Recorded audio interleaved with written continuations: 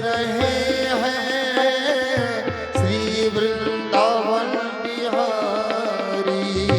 फूलों में सज रहे हैं श्री वृंदावन बिहारी। फूलों में सज रहे हैं श्री वृंदावन बिहारी।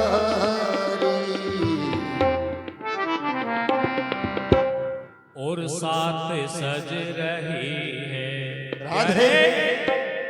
और साथ सज रही है वृषभान की दुलारी। हरि बोल। फूलों में सज रहे हैं फूलों में सज रहे हैं श्री वृंदावन बिहारी। फूलों में सज रहे हैं।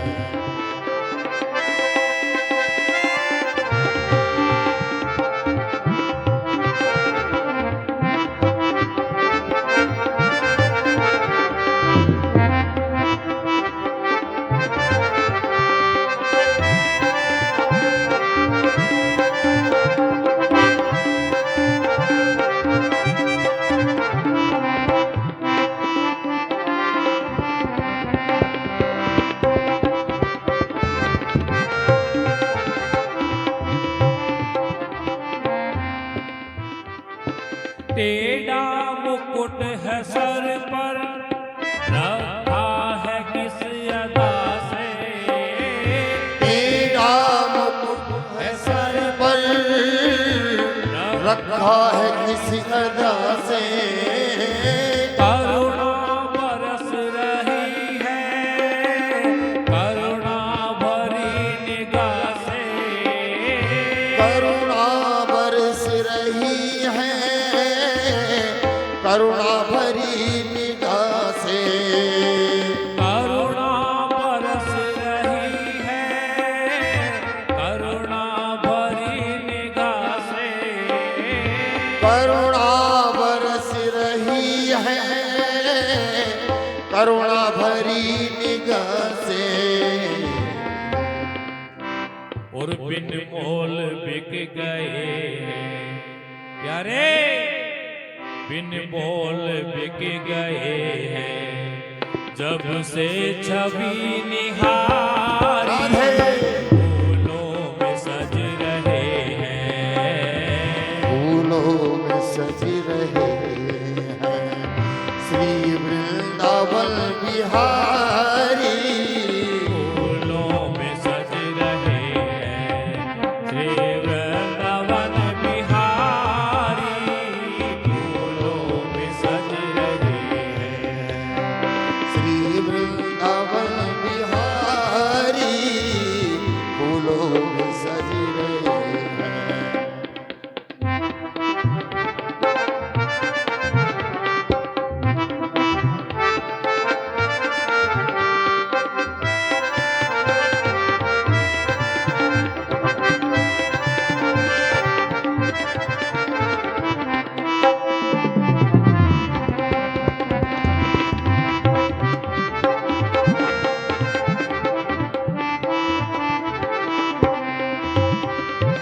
भैया गले में डाले जब दोनों मुस्कुराते। भैया गले में डाले जब दोनों मुस्कुराते। सबको ही प्यारे लगते सबके ही मन को बातें। सबको ही प्यारे लगते सबके ही मन को बातें। सबको ही प्यारे लगते सबके ही मन को बातें। सबको ही प्यारे लगते सबको ही मन को बातें। इन दोनों के ही लटके प्यारे इन दोनों के ही लटके इन पर ही जाए वारी। राधे बोल। फूलों में सज रहे हैं फूलों में सज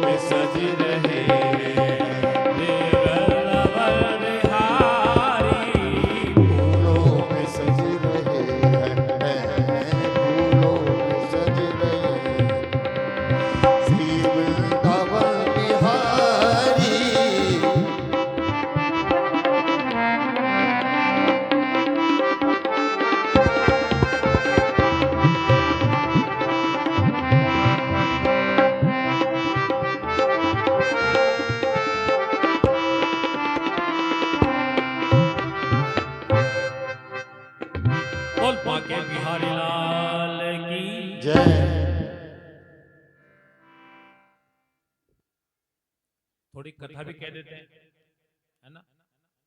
तो ठीक है, जैसे ठाकुर जी की मर्जी। लाइट आई गई है तो कथा कह देते हैं थोड़ी सी। भगवान राम और लक्ष्मण के साथ विश्वामित्र मुनि जनकपुरी में पहुंच गए।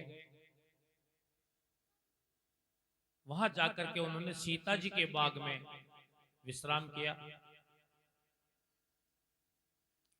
जैसे ही महाराज जनक को समाचार मिला कि मुनि विश्वामित्र पधारे हैं, वे अपने राज पुरोहित सतानंद जी महाराज को साथ लेकर के उनका स्वागत करने के लिए वहां पहुंचते हैं। महाराज जनक भी सतानंद जी के साथ आए। आकर के मुनि विश्वामित्र के चरणों में प्रणाम किया। जैसे ही महाराज जनक की दृष्टि राम और लक्ष्मण के ऊपर पड़ी, जनक जी उनका मुखमंडल की शोभा देखकर मोहित हो गए। जनक जी को विदेह राज कहा जाता है। आपने सुना होगा, रामायण में भी लिखा है विदेह राज जनक। विदेह किसको कहते हैं? जिसका शरीर होते हुए भी शरीर ना हो, उसको कहते हैं विदेह। बिना देह का शरीर। महाराज जनक विदेह क्यों कहलाते हैं? वो इसलिए कहलाते हैं कि महाराज जनक एक राजा जरूर है, लेकिन वो एक परम संत के बराबर है। परम संत की पहचान क्या होती है?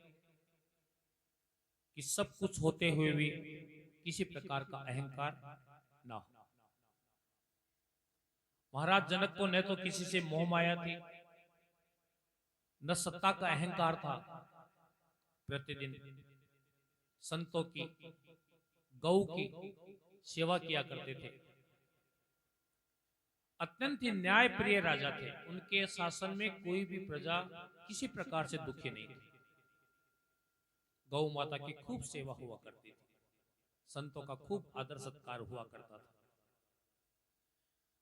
तो विदेहराज जनक के मन में किसी के प्रति ना तो मोह था, ना माया से उनको कोई मतलब नहीं था। इसलिए उनको विदेहराज कहा जाता था। विदेहराज, देह होते हुए भी देह की शुद्ध नहीं। लेकिन जब माया रहित विदेहराज का शरीर है, भगवान राम के मुखमंडल को देखते ही उनके मन में मोह उत्पन्न हो गया। उन्होंने अपने मन में विचार किया कि ये कैसे हो सकता है? इस मोह रहित शरीर में अचानक मोह उत्पन्न हो जाना। स्मरण किया, अपने गुरु इष्ट को याद किया, परम ब्रह्म परमात्मा को याद किया, तो पाया कि मेरे सामने जो विराजमान है ना, यही साक्षात ठाकुर जी है। यही निराकार परम ब्रह्म है, परमेश्वर है। मन ही मन जनक जी ने उनको प्रणाम किया।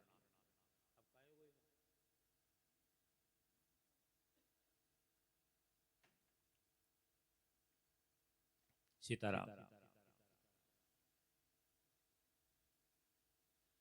पूछा, है मुनि विश्वामित्र, ये दोनों सुंदर राजकुमार कौन है? इनको देख करके अचानक मेरे मन में प्रीति उत्पन्न कैसे हो गई?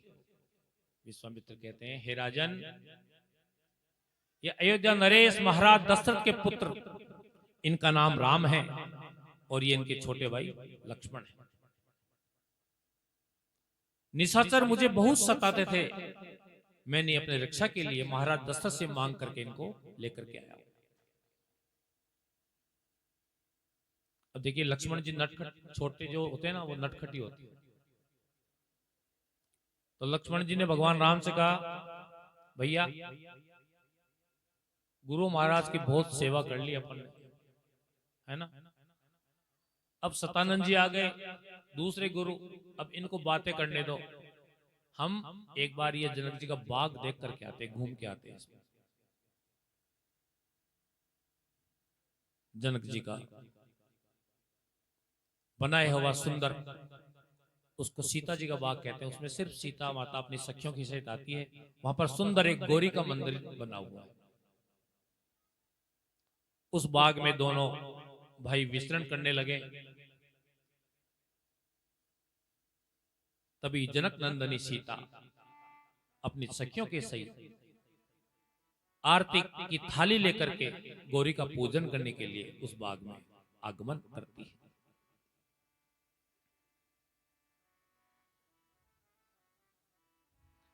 भगवान राम और लक्ष्मण उन सखियों को और सीता जी को देख करके वृक्षों के पीछे छिप गए, पत्तों के पीछे।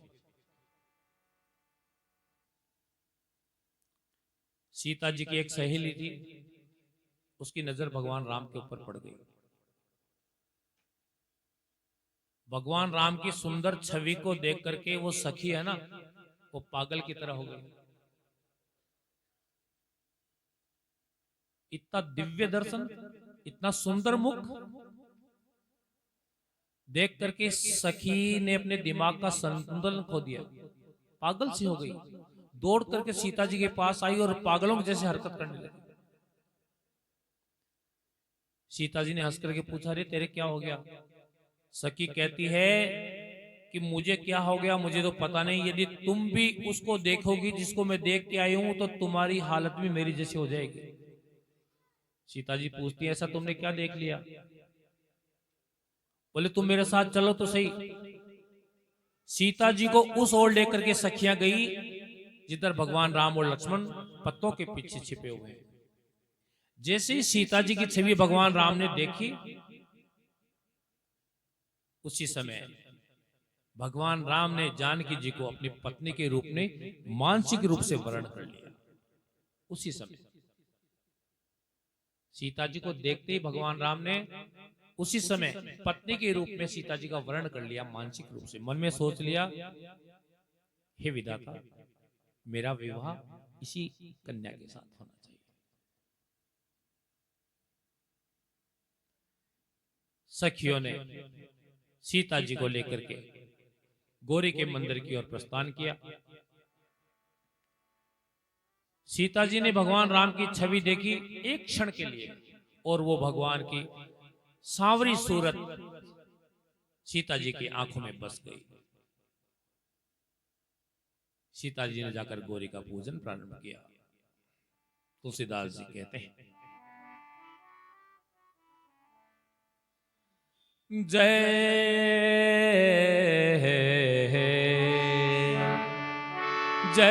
जय गिरिवर राज किशोरी, जय जय गिरिवर राज किशोरी, जय जय जय राज किशोरी, जय जय गिरिवर राज किशोरी, जय जय गिरिवर राज किशोरी, जय जय गिरिवर राज किशोरी, जय जय गिरिवर राज किशोरी, जय जय गिरिवर राज किशोरी, जय जय गिरिवर राज किशोरी, जय महेश मुख चंद चकोरी, जय महेश मुख चंद्र चकोरी, जय महेश मुख चंद चकोरी, जय महेश मुख चंद्र चकोरी। गौरी पूजन करती है माता जान। जय जय गिरिवर राज किशोरी। गिरिवर राज किशोरी का मतलब हिमालय की पुत्री पार्वती माता गौरी। जय महेश मुख चंद चकोरी, हे भगवान शंकर की मुख की शोभा माता गौरी। हे माता, आपकी जय हो, जय हो, जय हो।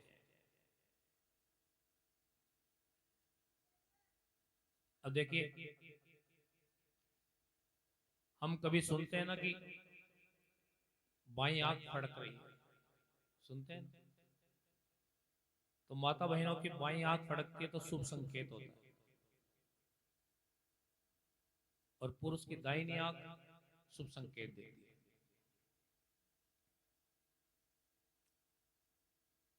तो बहुत प्रकार से माता गौरी का पूजन सीता जी करने लगी प्रसन्न चित्त होकर के।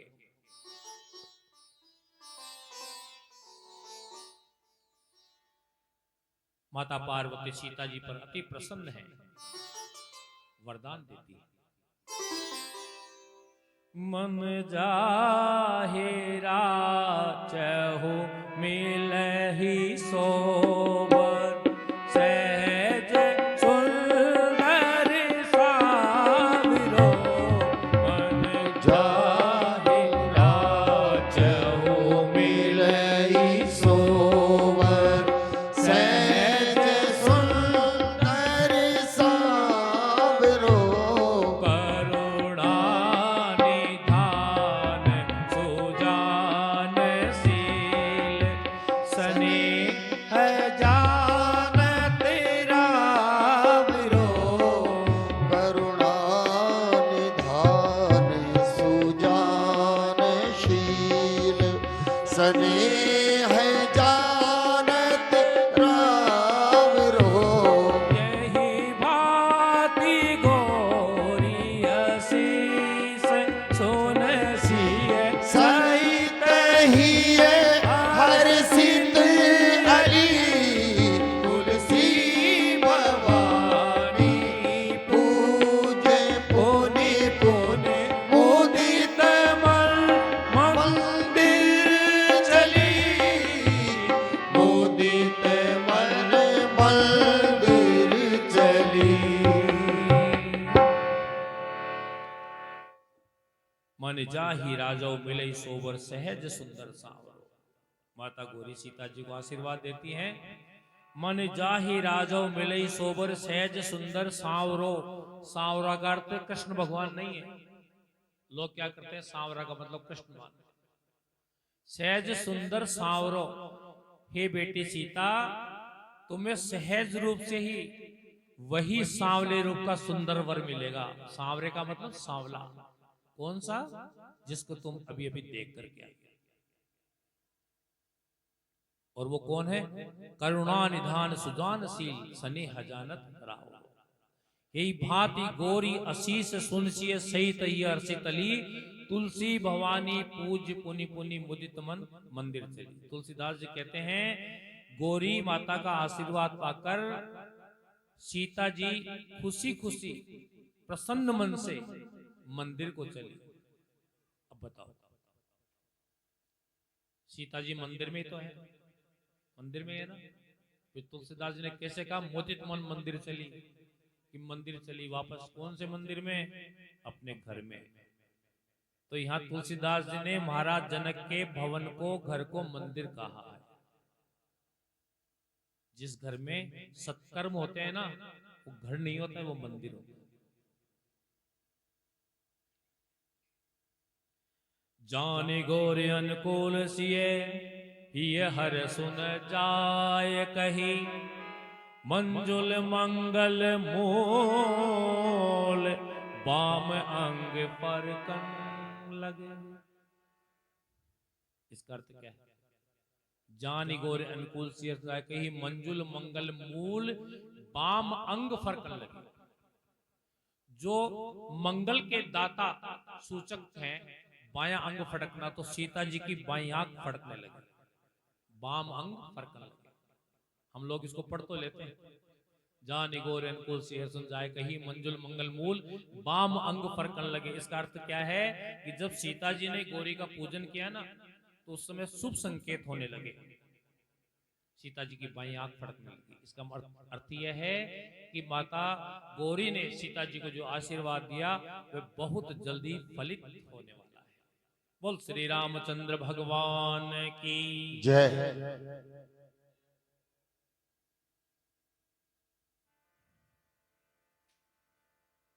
सीता जी अपने महलों में वापस आ गई। अब स्वयंवर की तैयारियां हो रही हैं। ये जो धनुष तोड़ने का प्रण जनक राजा ने किया था कि जो भी शंकर भगवान के धनुष को तोड़ेगा उसके साथ सीता का विवाह किया जाएगा। तो ये भगवान शंकर का धनुष है। एक बार जब सीता जी छोटी सी थी ना, छोटी सी बिल्कुल बच्ची, छोटी बालिका, उस समय सीता जी अपने कक्ष में पोछा लगा रही थी। तो इस धनुष को एक हाथ से उठा करके अलग रख दिया और वहां पोछा लगा के वापस धनुष को उसी स्थान पर रख दिया।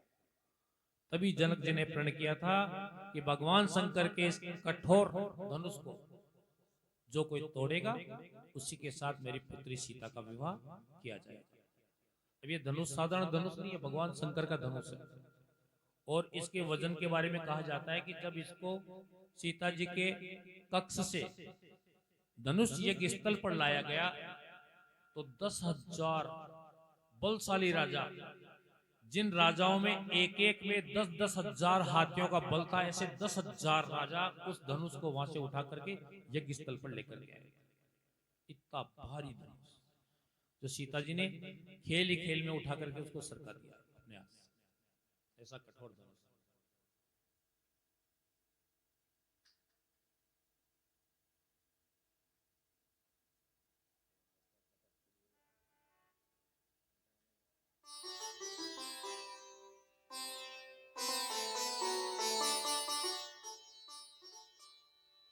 धनुष यज्ञ की तैयारियां प्रारंभ हो गई। सभी राजा, देश देश से राजा आए, बहुत दूर दूर से। जनक जी ने किसी को निमंत्रण नहीं दिया, बल्कि महाराज जनक के प्रण को सुन सुनकर ही देश देश के राजा वहां पर एकत्रित हुए। जहां जहां के राजा थे, जैसे जैसे राजा थे, जैसे उनकी क्षमता थी, जैसे उनकी योग्यता थी, उस अनुसार सभी को उचित आसन प्रदान किए गए। जैसे संतों के भंडारे में होता है ना, कहीं संतों का भंडारा हो रहा हो तो वहां अलग अलग आश्रमों से, अखाड़ों से संत लोग आते हैं, और जब उनकी विदाई होती है ना तो उनको उनकी गद्दी के अनुसार उनको भेंट दक्षिणा देकर के विदा किया जाता है। जैसे कोई बड़ी गद्दी का होता है, जैसे नारायण दास जी महाराज के यहाँ से कोई संत आए तो उनका अलग ही ऊंचा स्थान है, उनको वैसा दिया जाएगा। कोई छोटे आश्रम से आए हैं उनको वैसे दिया जाएगा। कोई 1008 की उपाधि के संत हैं उनको वैसा, कोई 108 के हैं तो उनको वैसा। वैसे ही वहां जैसे जैसे क्षमता और योग्यता के राजा थे उनको उसी प्रकार से आसन प्रदान किया।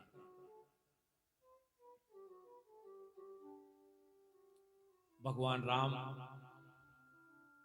और लक्ष्मण, इन दोनों के लिए जनक जी ने जो सबसे ऊंचा आसन था उस आसन पे दोनों राजकुमारों को बैठाया।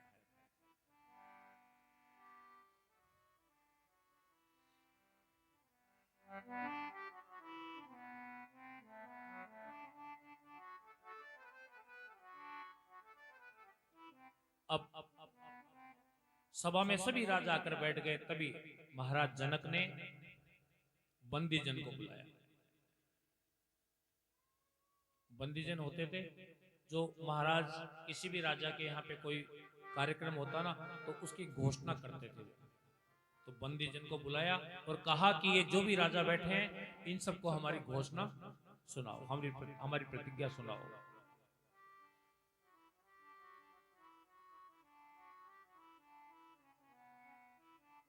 बंदीजन सभी राजाओं को प्रणाम करके महाराज जनक के प्रण की घोषणा करते हैं।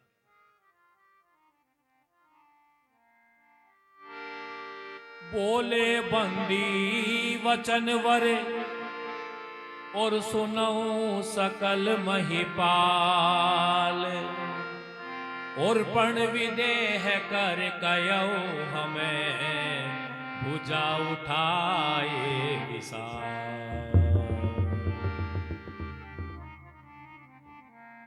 बोले बंदी वचनवर, वचन बोले, और सुनो सकल महिपाल। सभी राजा ध्यान पूर्वक सुनो। और पण विदेह कर कयऊ हमें भुजा उठाए विशाल। हम आप सभी राजाओं को महाराज जनक का प्रण सुनाते हैं, ध्यान पूर्वक सुनिए।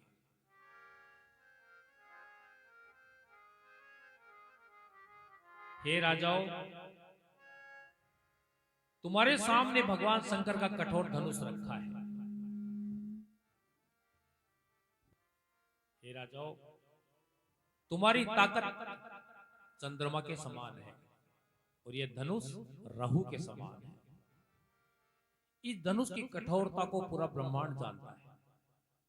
जो भी कोई इस सभा के बीच इस धनुष को तोड़ेगा, उसके गले में जनक नंदनी बिना विचार किए जयमाला डाल देगी।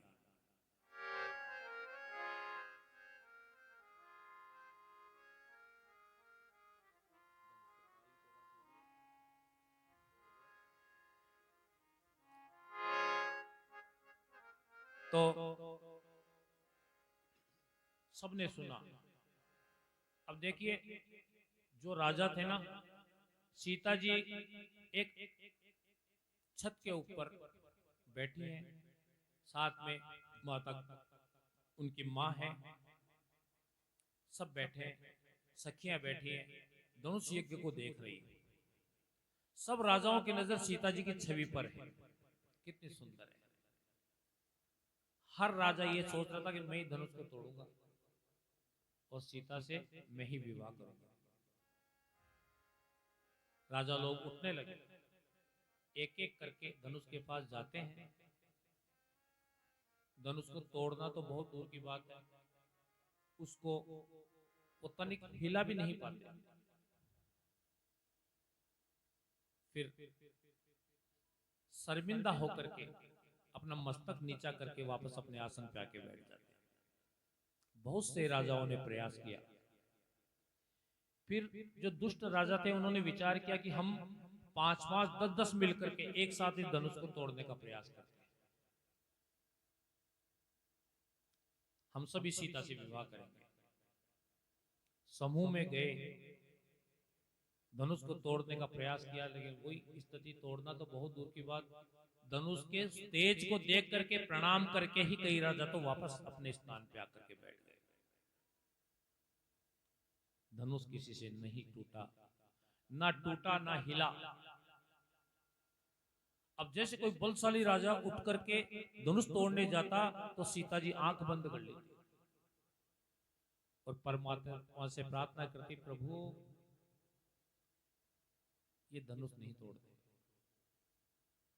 क्योंकि सीता जी को तो भगवान राम से विवाह करना। जो कि माता जगत जननी है, उनको पता है भगवान राम कौन है।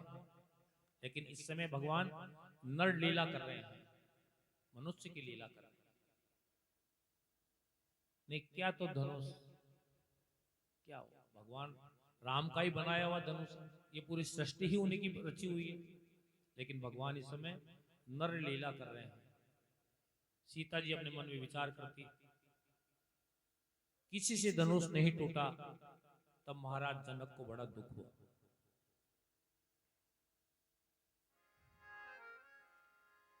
बाणासुर भी आया। बाणासुर आया, बाणासुर ने सभी को प्रणाम किया और एक तरफ खड़ा हो गया। तभी रावण आया। वाल्मीकि रामायण में कहते हैं, ये लिखा हुआ है कि रावण स्वयंवर के एक रात पहले ही वहां पे आ गया, एक रात पहले, और उसने धनुष को हिला करके प्रयास किया कि अपन अकेले रात को चुपचाप इसको तोड़ के घुमा के देखते हैं अपने से ये हिलता भी है कि नहीं, उड़ता भी है कि नहीं। तो धनुष उससे हिला नहीं। सीता जी भी रात को जग रही थी, नींद नहीं आ रही थी। किसी कन्या का विवाह हो दूसरे दिन, तो रात को उसको नींद नहीं आती, वे अपने घर वालों से बिछुड़ जाएंगे, कल तो घर छोड़ के चले जाएंगे, नींद नहीं आती रात को। तो सीता जी ने जब उस रावण का प्रयास देखा तो उसको हंसी आ गई, माता जानकी। तभी रावण चिढ़ गया।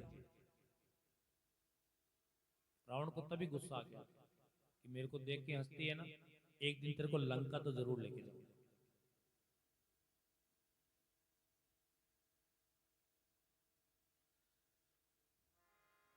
तो रावण आया, रावण और बाणासुर दोनों में संवाद हुआ। रावण ने बाणासुर से कहा कि तुम आए हो ना, इतने बलशाली हो कि तुम्हारे पिता ने पूरी पृथ्वी को धारण कर रखा था, शेषनाग को कई बार विश्राम दिया था, है ना, तुम्हारे पिता इतने बलशाली थे, तुम धनुष को क्यों नहीं तोड़ते? बाणासुर कहते हैं, हे रावण सुनो, ये जो धनुष है ना, ये तो मेरे पिता के समान है और माता जानकी मेरी माँ है, मैं तो इनसे विवाह करने का सोच भी नहीं सकता। लेकिन रावण, मैं तेरे को योद्धा जब भी मानूंगा जब तू धनुष को तोड़ करके जाएगा। अगर तू वास्तव में योद्धा है ना, इस धनुष को तोड़ करके ही लंका जा। उसी समय आकाशवाणी हुई, हे रावण, तुम्हारी लंका में घोर युद्ध हो रहा है। रावण ने कहा, पुत्र मेघनाद से कह दो, वो उन सब दुष्टों को मार के भगा देगा। आकाशवाणी ने कहा, तुम्हारे पुत्र मेघनाद इस समय यज्ञ कर रहे हैं, बीच में नहीं उठ सकते। कहा, मेरे भाई कुंभकर्ण से कह दो, वो उनसे निपट लेगा। आकाशवाणी ने कहा, तुम्हारे भाई कुंभकर्ण गहरी नींद में सो रहे हैं, वो नहीं उठ रहे। तभी रावण ने कहा, ठीक है, मैं जाता हूं। तो रावण ने वहां प्रण किया, आरजू दिल में रही, अरमान पर आया नहीं, आया था जिस काम से वो काम कर पाया नहीं। शंकर से बैर नहीं अच्छा, रहने दो मन में शंका को, इसलिए नवा करके शीश अभी मैं जाता हूं लंका को। लेकिन जाते जाते भरी सभा में यह प्रतिज्ञा करता हूं, सीता, एक दिन तुझे लंका अवश्य दिखाऊंगा। यह कह के रावण अपनी लंका को प्रस्थान कर जाता है। बोल श्री रामचंद्र भगवान की जय।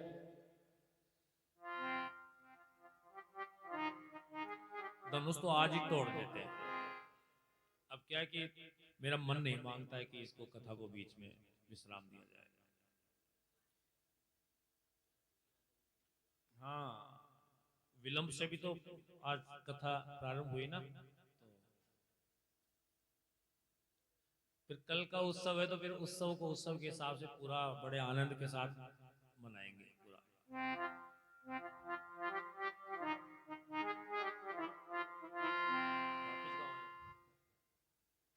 देखो हमारे संगीत वाले है ना, वो उसको म्यूजिक दे रहे हैं, उस भजन का सिर पर सीताराम फिक्र फिर क्या करना, क्योंकि ये इसको भी बहुत अच्छा लगता है, सुरेश को भी। चलो गा ही देते हैं, क्या हो गया, भगवान का भजन 2 बार गाने में कोई आपत्ति थोड़ी ना, अच्छा भजन है, चलो गाते हैं।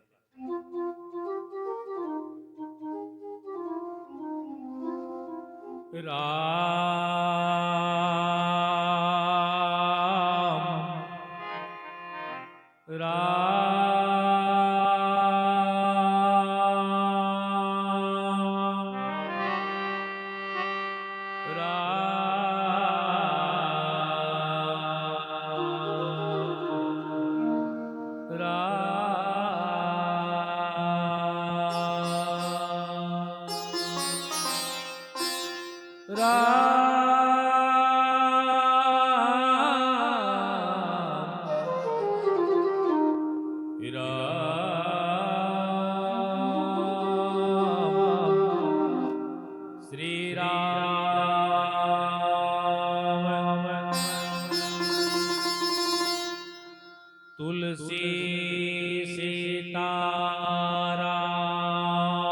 रट ये राखो विश्वास,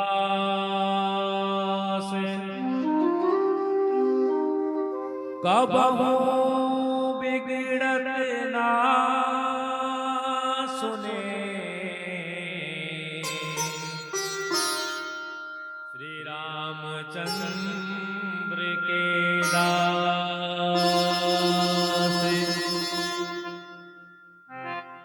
सिर पर सीताराम फिकर फिर क्या करना, सिर पर सीता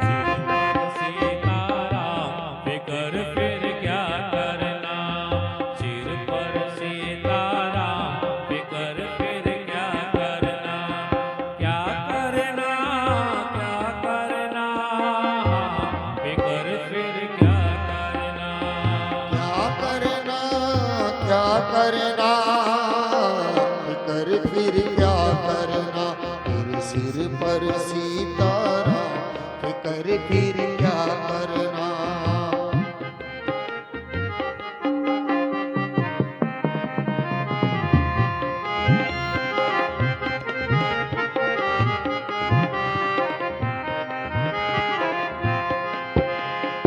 इत रघुवर श्री जानकी मैया, इत रघुवर श्री जानकी मैया, इत रघुवर श्री जानकी मैया, इत रघुवर श्री जानकी मैया, फिर क्यों परेशान हो भैया, फिर क्यों परेशान हो भैया, फिर क्यों परेशान हो भैया, फिर क्यों परेशान हो भैया। तेरे कटेंगे कष्ट तमाम, फिकर फिर क्या करना, तेरे कटेंगे कष्ट तमाम, फिकर फिर क्या करना, क्या करना, क्या करना, फिकर फिर क्या करना, क्या करना, क्या करना, फिकर फिर क्या करना। तेरे सिर पर सीताराम, फिकर फिर क्या करना, सिर पर सीताराम फिकर फिर क्या करना।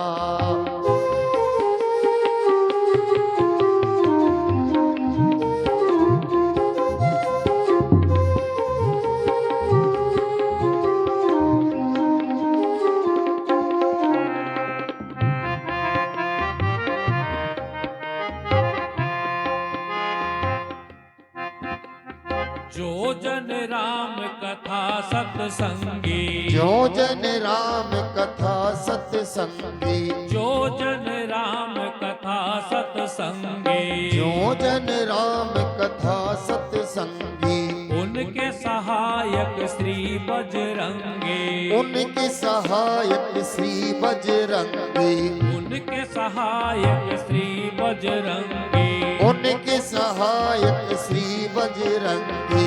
अतुलित बल के हरि बोल। फिकर फिर क्या करना, ओ अतुलित बल के धाम, फिकर फिर क्या करना, क्या करना, क्या करना, फिकर फिर क्या करना, क्या करना, क्या करना, फिकर फिर क्या करना, तेरे सिर पर सीताराम, फिकर फिर क्या करना, तेरे सिर पर सीताराम, फिकर फिर क्या करना, तेरे सिर पर सीताराम, फिकर फिर क्या करना, फिकर फिर क्या करना, फिकर फिर क्या करना।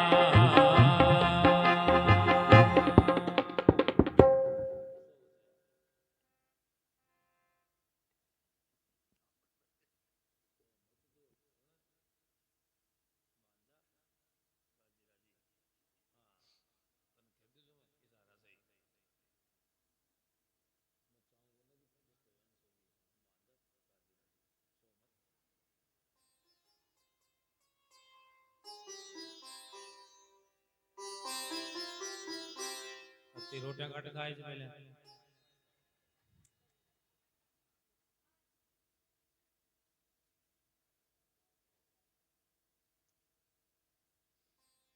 मेरे जैसे गाने वाले के साथ इसको नींद आ रही है, आप ताजुब करोगे तो फिर किसके साथ हो जाएगा तब। अच्छा, 11 कथा में मेरे साथ रहा है, ये 11 कथा मैंने किए लगातार 12वीं बार मेरे साथ है। खुद ये कहता है कि महाराज आपकी आवाज में जादू है। कहता है कि हम पेशेवर हैं, हम बहुत सारे प्रोग्रामों में जाते हैं, लेकिन आपकी आवाज में कोई भगवान ठाकुर जी की ऐसी कृपा है, ऐसी मेलोडी आवाज किसी की नहीं मिलती है, बहुत कम लोगों की मिलती है। इतना जानता है उसके बाद भी सोता है। क्यों सोता है ये मुझे आज तक पता नहीं लगा। मैंने कह रहा कि जब भाई सुबह 20 एक रोटे खा होगा, 25 खा रहा हो, अब 5 कम खा लेता और कहीं गिर जाए, रात में खा होगा 30 का 50 का, खैर ठाकुर जी की मर्जी।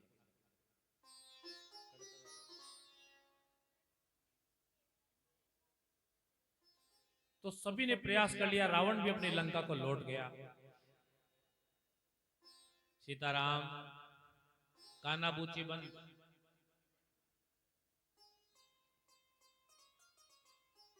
रावण भी अपनी लंका को लौट गया।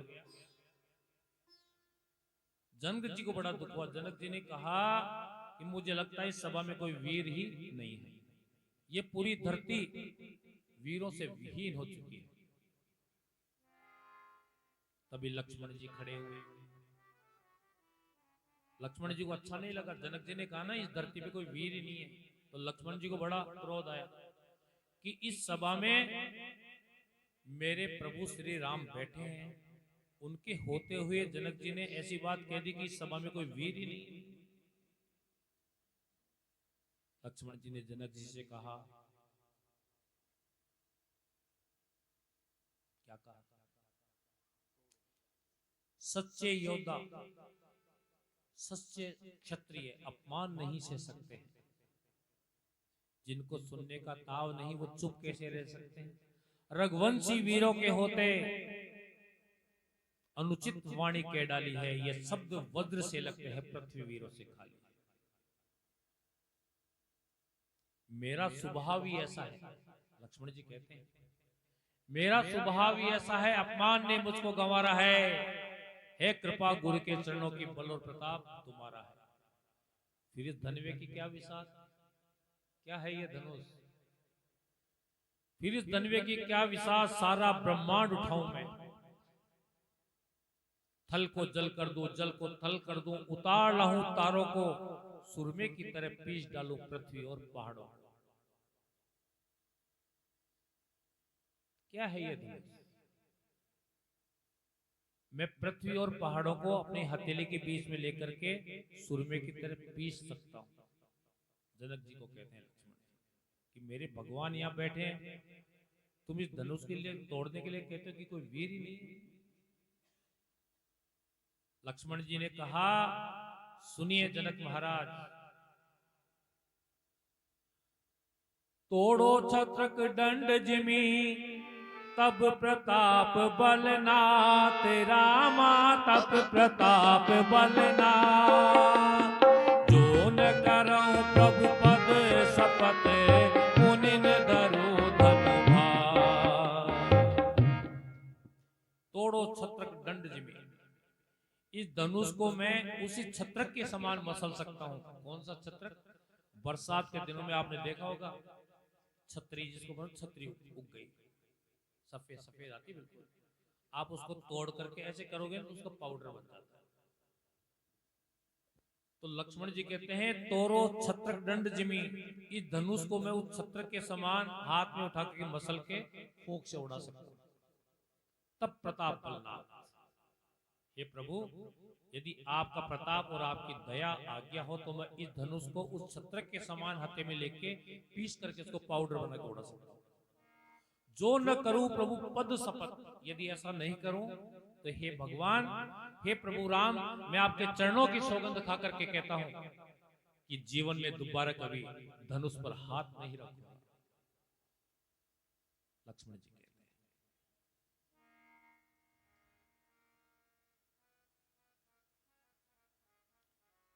लक्ष्मण जी को बड़ा क्रोध आया। तब भगवान राम ने इशारा करके लक्ष्मण जी को शांत किया, बैठ जाओ।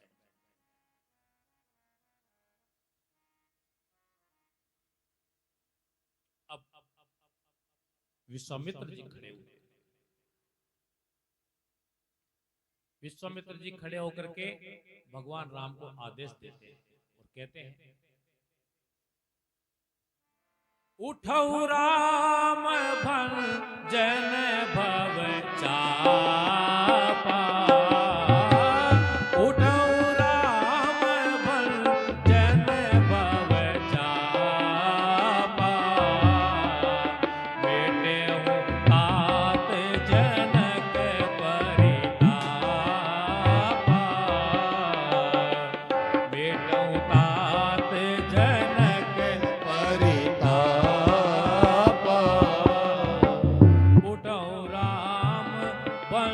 जन भव चापा उठौ राम भंजन परतापा मेटहु ताप जनक परितापा मेटौ ताप जनक परितापा। कहते हैं हे राम उठो, विश्वामित्र कहते हैं हे पुत्र राम उठो, इस धनुष को तोड़कर महाराज जनक के संताप को, दुख को दूर करो। भगवान राम गुरुदेव के चरणों में प्रणाम करते हैं, उठते हैं, धीरे धीरे धनुष की ओर बढ़ते हैं। इधर लक्ष्मण जी धनुष बाण लेकर के और चारों दिशाओं को सावधान करते हैं। कहते हैं चारों दिशाओं सावधान हो जाओ, मेरे भगवान धनुष तोड़ने जा रहे हैं। कहीं ऐसा ना हो कि धनुष की आवाज सुनकर के पृथ्वी का हृदय कंपायमान हो जाए।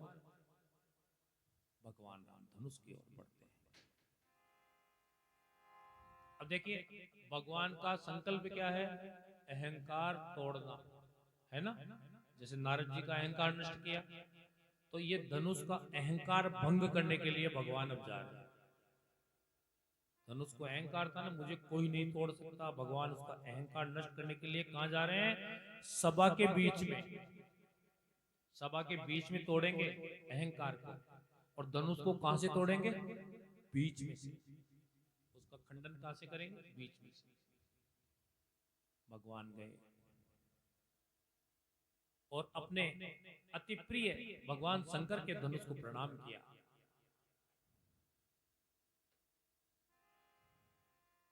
देखते ही देखते पल भर में धनुष को उठाया, और कब धनुष टूट गया इस घटना को पूरे ब्रह्मांड में किसी ने नहीं देखा। धनुष इतनी तेजी से भगवान के हाथ में आकर के स्वतः ही बीच में से खंडित होकर के गिर पड़ा। इस घटना को पूरे ब्रह्मांड में किसी ने नहीं देखा। बोल श्री रामचंद्र भगवान की जय।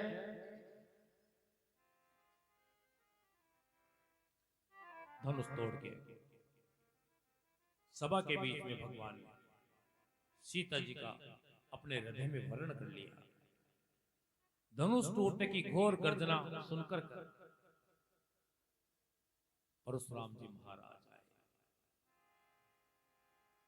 अब देखिए अलग अलग प्रसंग है।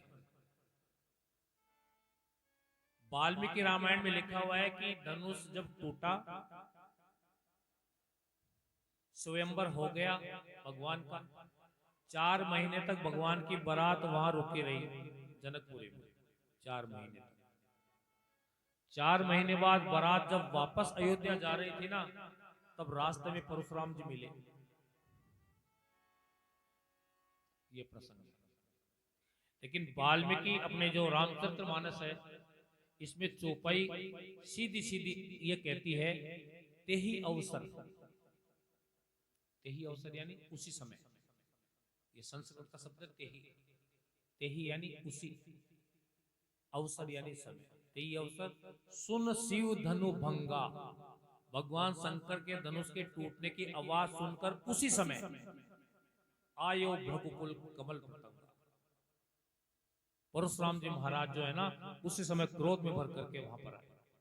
ये तुलसीदास जी कहते हैं। अब चूंकि हम श्री रामचरितमानस से रामायण कर, और तुलसीदास ने इसको लिखा भी क्यों है मैं आपको बताऊं।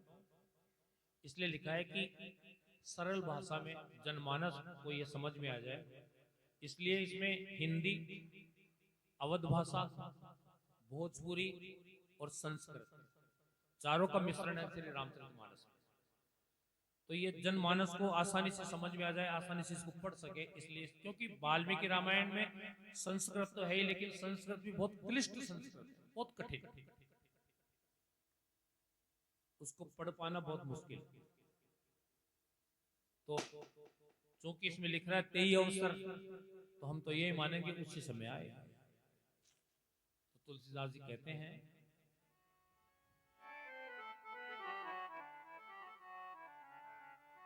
तेहि अवसर सोन शिव धनु भंगा ते अवसर सुनि शिव धनु भंगा आयहु रघुकुल कमल पतंगा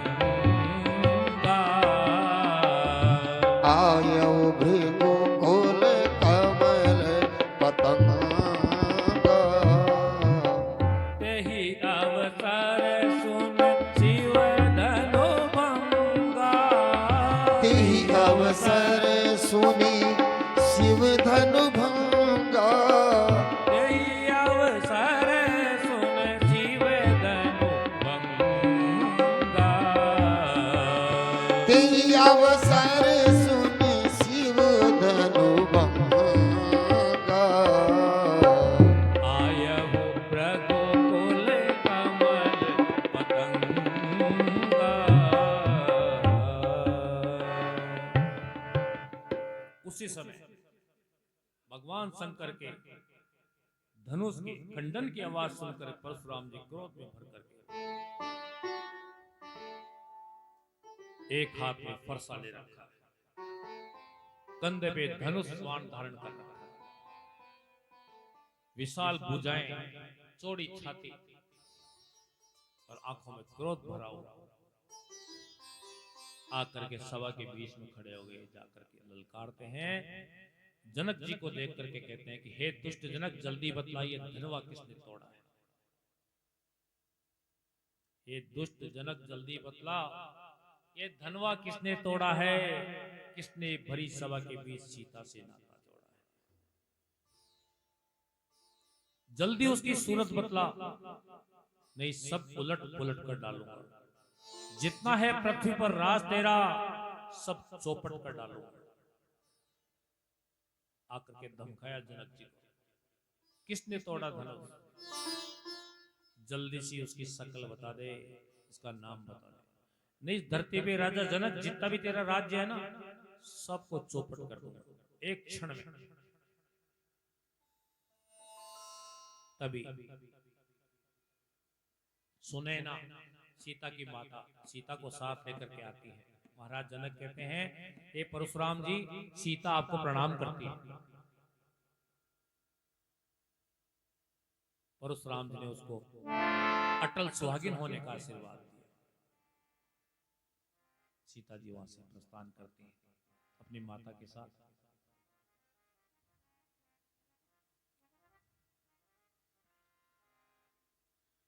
तब परशुराम जी बार बार पूछते हैं, किसने धनुष को तोड़ा, किसने धनुष को तोड़ा?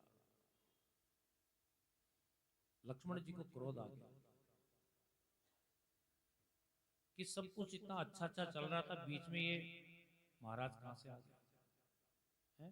कितना आनंद आ रहा था, भगवान ने धनुष तोड़ा, वहां लोकाचार के गीत गाए जाने लगे, सब खुशियां मनाने लगे, बीच में ये फरसा लेकर के कहां से आ गया?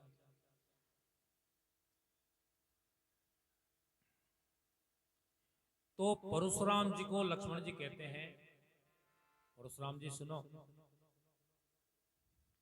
ज्यादा सुख का संवाद कभी दुख का विवाद बन जाता है ना? मीठी बोली के कारण ही तोता पिंजरे में आता है। जो ज्यादा मीठा होता है वो अपना नाश कराता है। मीठे गन्ने को देखो तो कोल्हू में पहला जाता है। अगर गन्ना मीठा नहीं हो तो काहे को उसको मशीन में ले देके बेचारे को दुलड़ा बिना निचोड़े ही जाए, निचोड़े ही जाए, जब तक वो फलडो नहीं रह जाए, जब तक तो रस काटे जाए, वो मीठो रहे। तो ज्यादा सुख का संवाद कभी दुख का विवाद बन जाता है। मीठी बोली के कारण ही तोता पिंजरे में आता है। जो ज्यादा मीठा होता है वो अपना नाश कराता है। मीठे गन्ने को देखो तो कोल्हू में फैला जाता है। फिर कहते हैं, भाई ने मीठे वचन कहे। राम जी ने नम्रता से नमस्कार किया ना परशुराम जी, तो लक्ष्मण जी कहते हैं, भाई ने मीठे वचन कहे तो क्रोध और बढ़ाया है। सबसे पहले बोल पड़े इसलिए चोर ठहराया। भाई सबसे पहले आकर के आपको नमस्कार कर लिया तो आप हमको ही धमकाने लग गए। अच्छा अच्छा अपराधी हम ही सही। लक्ष्मण जी कहते हैं परशुराम जी को, अच्छा अपराधी हम ही सही। हम ही ने जहर निचोड़ा है, जो कुछ करना है सो करे आप, शिव धनुष हम ही ने तोड़ा है। बचपन में जो धनवी तोड़ी, तो कभी ना ऐसे ऋषि आए। इस धनवे में क्या लाल लगी है जो स्वामी इतने गरमाए? लक्ष्मण जी कहते हैं कि धनुष में काई लाग रही जैसी। बचपन में तो हमने बहुत सारे धनुष तोड़ दिए, तब तो ऐसे कोई ऋषि नहीं आए। इस धनुष को तोड़ते आ गए, जो भी हाथ में फरसा लेकर। परशुराम जी ने क्रोध में भर करके कहा लक्ष्मण को, बालक तुझे हुआ है क्या जो बात काटता जाता है? क्या न्योत्यारी ब्राह्मण समझा जो मुझे डांटता जाता है? परशुराम जी कहते मैंने कोई जिम बड़ो ब्राह्मण समझ लियो गई जो मेरे से भिड़ रही है? क्या न्योत्यारी ब्राह्मण समझा जो मुझे डांटता जाता है? मुझको सीधा ब्राह्मण न जान, मैं क्षत्रिय कुल का द्रोही हूं। याद दिलाते हैं लक्ष्मण जी को, मुझको सीधा ब्राह्मण न जान, मैं क्षत्रिय कुल का द्रोही हूं, रघुकुल बाल ब्रह्मचारी, अति क्रोधी और निर्मोही हूं। मेरे इस खूनी फरसे ने लहू की नदी बहा दी है, अनेकों बार इस धरती पर क्षत्राणी रांड बना दी है। 21 बार क्षत्रियों को इस धरती से नष्ट किया परशुराम जी ने अपने फरसे से। याद दिलाया लक्ष्मण जी को, मैं वही परशुराम हूं। इसी फरसे से मैंने 21 बार इस धरती से क्षत्रियों का विनाश कर दिया था। बालक तू तो बहुत छोटा है।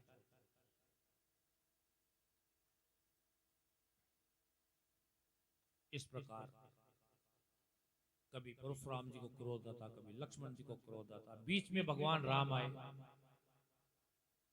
अब राम तो दया की मूर्ति है ही, बड़े विनम्र शब्दों में हाथ जोड़कर परशुराम जी के सामने झुक गए और कहने लगे, शिव धनुष तोड़ने वाला भी कोई शिव का प्यारा होगा, कोई शिव का प्यारा होगा, जिसने ऐसा अपराध किया वो दास तुम्हारा ही होगा।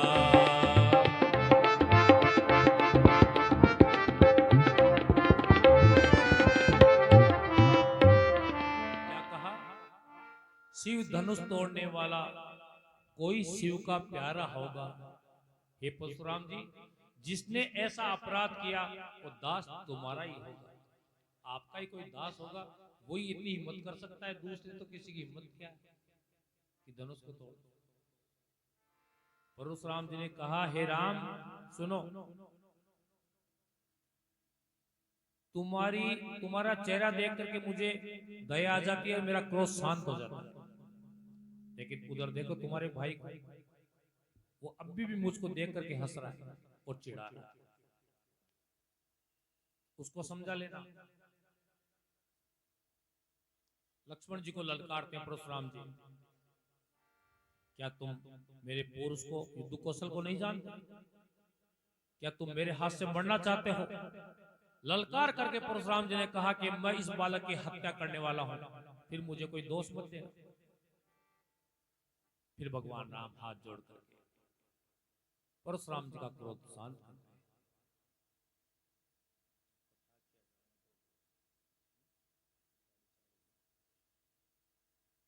देखिए भगवान की मर्जी। आप धनुष यज्ञ की कथा आज हो गई है गुरु। हाँ, ठाकुर जी की कृपा है। हालांकि अभी शेष भी है, तो कल शुरुआत करेंगे ना, तो शेष कथा से करेंगे और उसके बाद में बारात का सिस्टम रखोगे वहां से, मौसम के अनुरूप देखेंगे। तो यहीं पे उत्सव मनाएंगे, बहुत जोरदार उत्सव मनाएंगे। कल बारिश की चिंता मत करना। आप बताऊं क्यों? यहाँ पे उसकी व्यवस्था कर रहे हैं हम, जनरेटर की।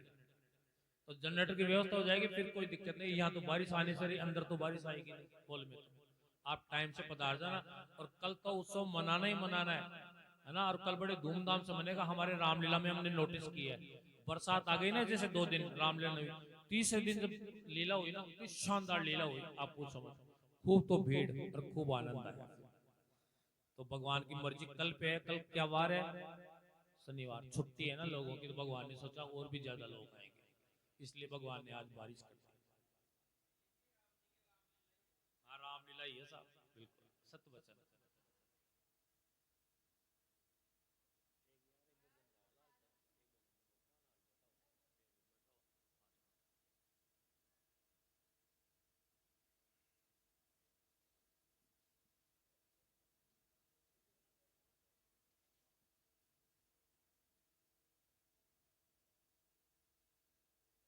एक भगवान का भजन गाते हैं, उसके बाद में आरती करेंगे।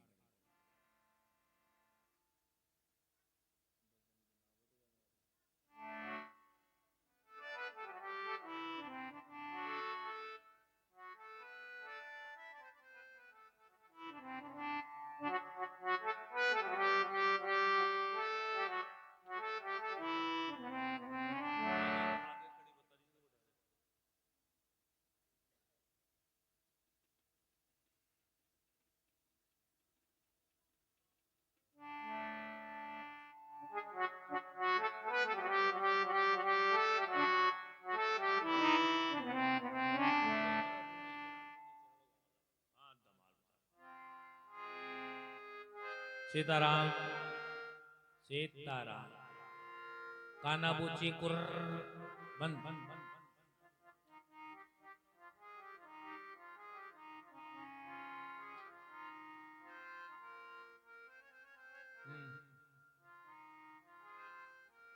बोल साचे दरबार की जय। अब आपको ऐसा भजन सुनाता हूं कि आपकी सारी सुस्ती खत्म हो जाएगी।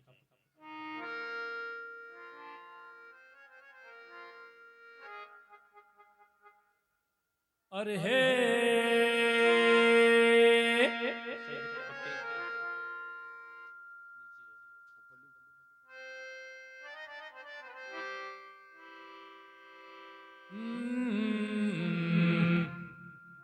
ओ मारो हेलो सुनो जी रामा पीर हो, ओ जी रामा हेलो सुनो जी रामा पीर हो जी। रूड़ी तेरा धड़िया जय मार तेरा गौरा माता वीणा तेरा लाल रानी ने तेरा दरबार। मारो हेलो सुनो जी रामा पीर हो, ओ जी रामा हेलो सुनो जी रामा पीर हो जी। धूणी तेरा धड़िया जय मार तेरा गौरा माता वीणा तेरा लाल रानी ने तेरा दरबार। मारो हेलो सुनो जी रामा पीर हो, ओ जी रामा हेलो सुनो जी रामा पीर हो जी। रूड़ी चेरा धड़िया अजमाल जीरा खबरा माता मेणा दीरा लाल रानी ने कलरा भरता। मारो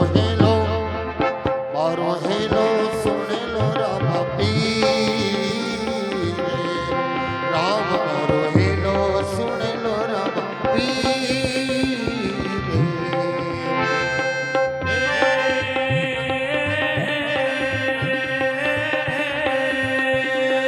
धूणी तेरा धड़िया अजमाल तेरा गौरा माता वीणा तेरा लाल रानी ने तेरा दरबार। मारो हेलो सुनो जी रामा पीर हो, ओ जी रामा हेलो सुनो जी रामा पीर हो जी।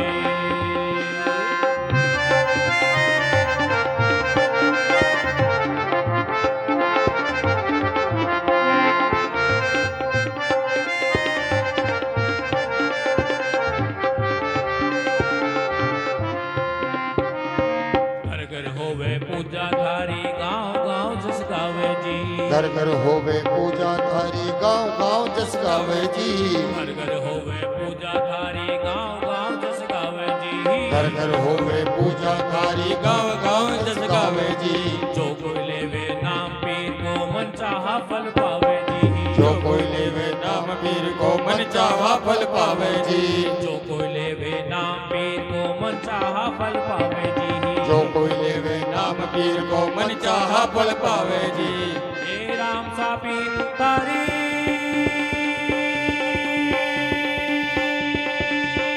ओ, हे राम सा पीर तारी डेढ़ी पे दो के लगावा।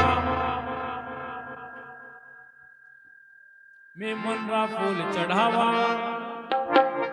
हे रूणी चेरा धड़िया जय मार मेरा गौरा माता मेरा मेरा लाल लाने रे तेरा बरतार मारो हेलो सुनो जी रामा पीर हो। ओ जी रामा हेलो सुनो जी रामा पीर हो जी।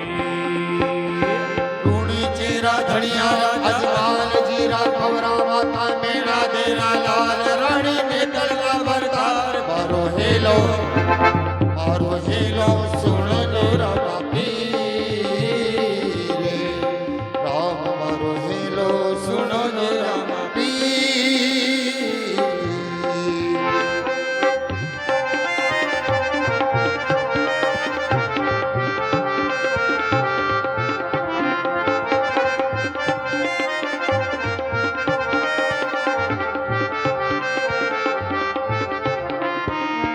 दास करे अरदास पीर जी डस गयो काळो नाग जी। दास करे अरदास पीर जी डस गयो काळो नाग जी। दास करे अरदास पीर जी डस गयो काळो नाग जी। दास करे अरदास पीर जी डस गयो काळो नाग जी। जो कोई लेवे नाम पीर को मिले अभय वरदान जी। जो कोई लेवे नाम पीर को मिले अभय वरदान जी। जो कोई लेवे नाम पीर को मिले अभय वरदान जी। जो कोई लेवे नाम पीर को मिले अभय वरदान जी। हे राम सा पीर तारी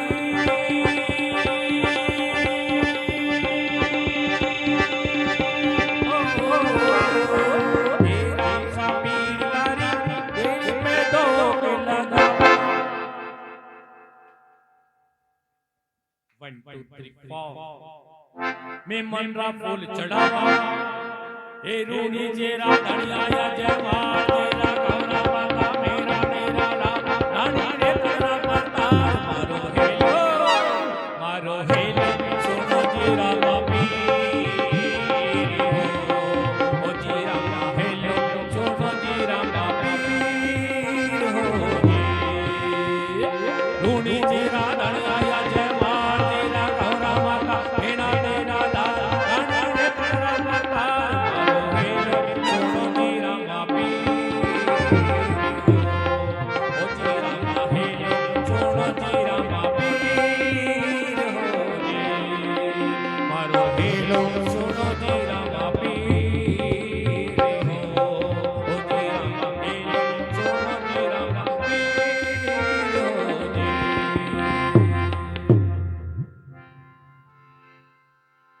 बोले राम सा पीर की जय। अब सभी माता बहनें पहले यजमान आप आगे पधारें, आरती करेंगे। सभी माता बहनें अपने अपने स्थान पे खड़ी हो जाएंगी। खड़ी होकर के यथा स्थान खड़े होकर के ताली बजा करके आरती के अंदर आनंद लें।